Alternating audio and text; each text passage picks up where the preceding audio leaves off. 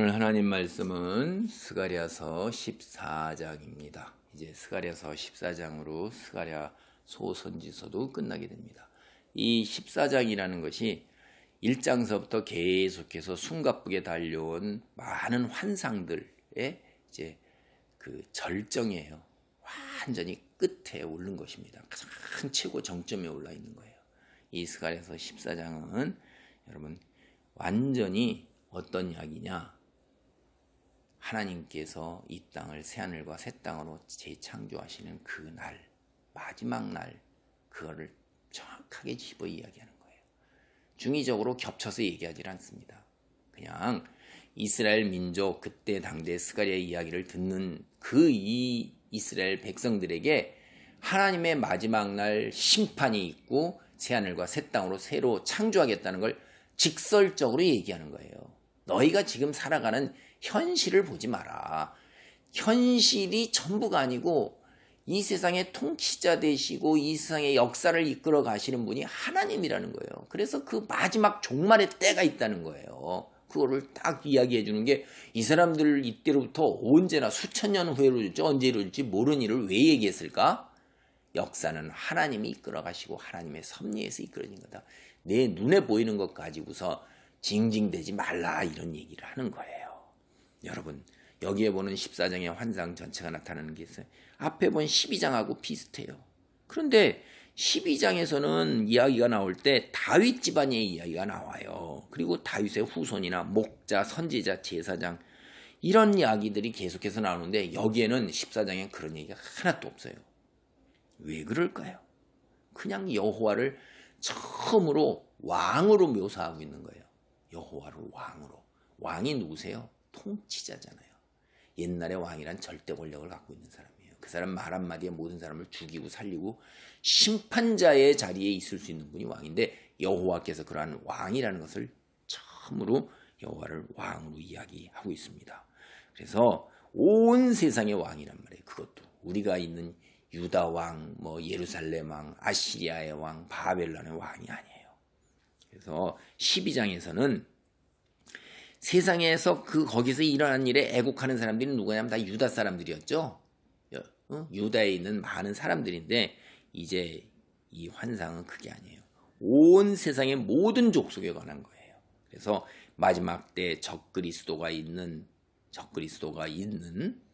그러한 놈들, 그러한 세력과 하나님과의 최종적 최후의 결전을 이야기하는 거예요. 인류의 정말 종말인 것입니다. 글자 그대로. 14장 한번 보겠습니다. 1절부터 여호와의 날이 이르리라. 그날에 네 재물이 약탈되어 네 가운데에서 나누이리라. 내가 이방 나라들을 모아 예루살렘과 싸우게 하리니 성읍이 함락되며 가옥이 약탈되며 부녀가 욕을 당하며 성읍 백성 절반이나 사로잡혀 가려니와 남은 백성은 성읍에서 끊어지지 아니하리라.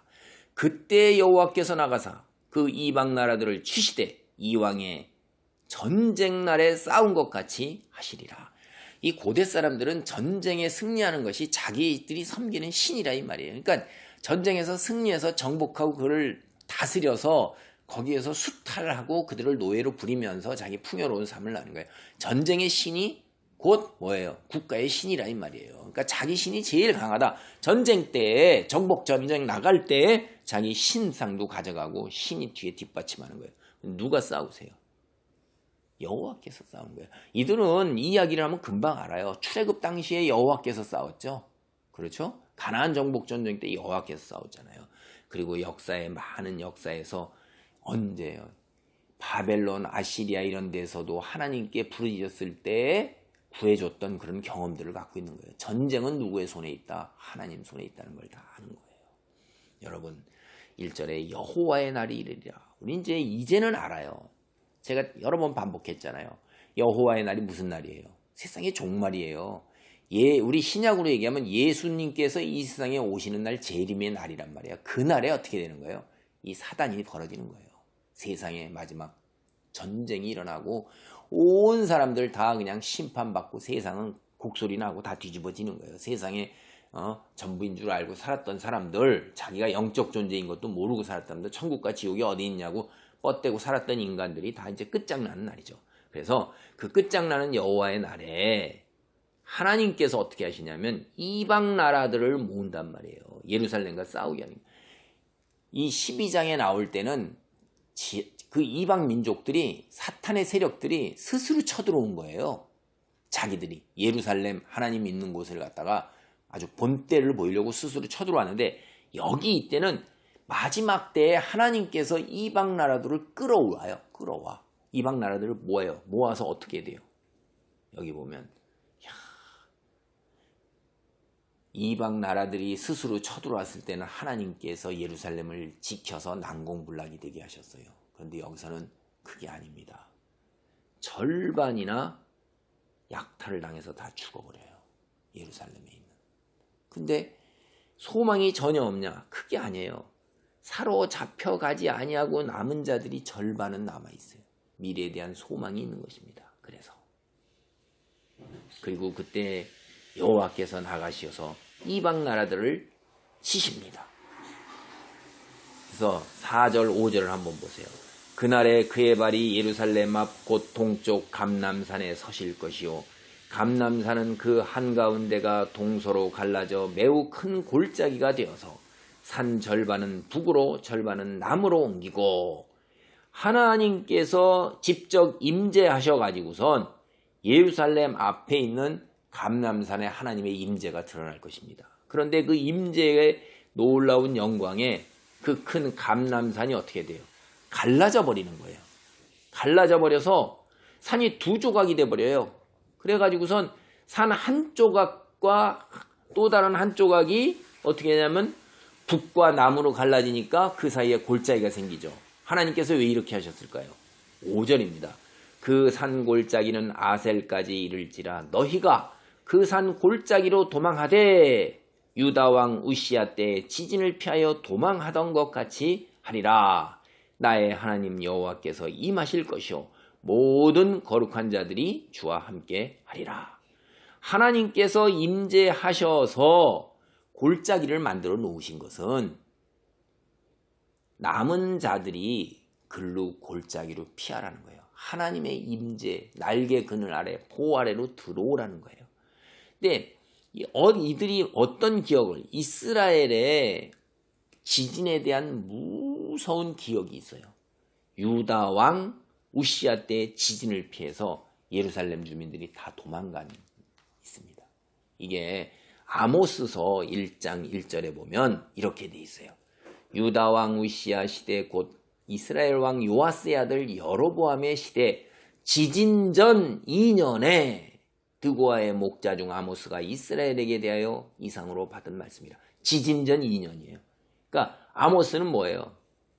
지진 전 2년에 벌써 말씀을 받고 이게 그 후에 기록한 거예요. 지진이 일어나오라는 거예요. 이 지진이 얼마나 컸으면 이스라엘 사람들이 죄다 다 무서워서 이렇게 다 도망갔던 겁니다. 종말이 가까웠다는 거를 계속해서 일깨우는 거예요. 얼마나 처절하고 무서운 지진이면 이게 역사가 바뀌어서 가는데도 뒤에 계속해서 전해내는 거예요. 라떼 이런 얘기란 말이에요. 그때의 지진은 얼마나 무서웠던지. 근데 그걸 기억하라 이 말이에요. 너희는 그것처럼 무서운 일이 벌어질 테니까 하나님이 계신 곳, 임재하신 곳, 하나님께서 만드신 멀쩡한 산이 갈라져서 골짜기가 쫙 생기는데 그 골짜기에 피난을 하라 이거예요. 그래서 하나님께서 거기에 계실 것이고 거룩한 자들 다 계실 것이다. 그게 여호와의 날이다 하는 거예요. 하나님께서는 믿는 자들에게 어떻게 하셔요? 소망을 주시고 보호하시고 장중에 붙드시는 것입니다. 그리고 마지막 여호와의 날은 반드시 있는 것이고 눈에 보이는 역사가 전부가 아닌 이 뒤에 하나님의 손길이 있다는 걸 잊지 말고 늘 기억하면서 살고 이 이야기를 후손에게 전하라는 하나님께서 오늘 놀라운 이야기를 주셨어요. 이 이야기는 어디로 가요? 신약시대의 요한계시록이에요. 거의 다 그대로 옵니다. 그래서 우리가 요한계시록에 있는 이야기들을 여기 스가랴서에 나오는 환상들이 굉장히 많이 오는 것을 알 수가 있습니다. 다음 시간에 또 그 이야기에 관해서 살펴보도록 하겠습니다. 할렐루야.